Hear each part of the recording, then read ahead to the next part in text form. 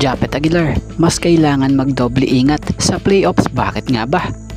At ban sa PBA si Brandon Ganuelas Rosser ng isang game at napagmulta pa. So yan ang ating mga tatalakayin.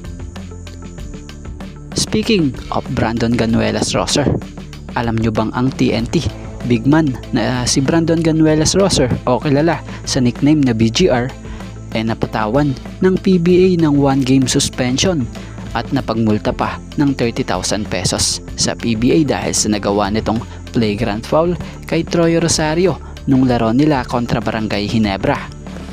Kung mapapansin nyo sa larong ito, na-eject si BGR dahil sa pagsiko niya sa muka ni Troy Rosario habang nakikipag-agawan sana sa reboundings. So ang nangyaring ang suspension ay naganap na sa pinakahuling laro ng TNT sa elimination kontra Magnolia.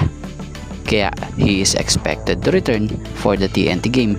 Itong si BGR sa quarterfinals na. At dito tayo patungkol kay Japet Aguilar. So ngayong playoffs, mas kailangan ni Japs magdoble ingat dahil na nga siya lang ang sentro na inaasahan ng Ginebra. Bagamat may go, ito hindi pa naman nakakalaro Bukod doon, bagamat may nakaabang na sentro gaya na Raymond, undersized naman siya pagdating sa pwestuhan. Bagamat may Adamos, kaya lang hindi naman po pwedeng lagi siya at ibabad dahil napapagod din naman ito. Yung Troy naman, mas fit nga ito sa power forward position kumpara sa sentro.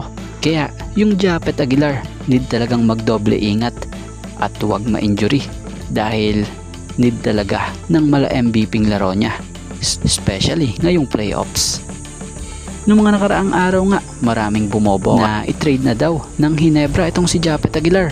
Pero naisip ba nila kung ite-trade nila si Japet, kaya ba agad makapag-adjust sa system ng kapalit nito? So malabong i-trade si Japet dahil siya lang naman din ang team captain ng Gins ngayon. So alam nyo bang bukod doon, siya ngayon leading scorer ng team? Bibilib ka rin dito talaga kay Japet dahil kahit na nga may edad na, talaga namang maaasahan pa rin talaga sa posisyon niya.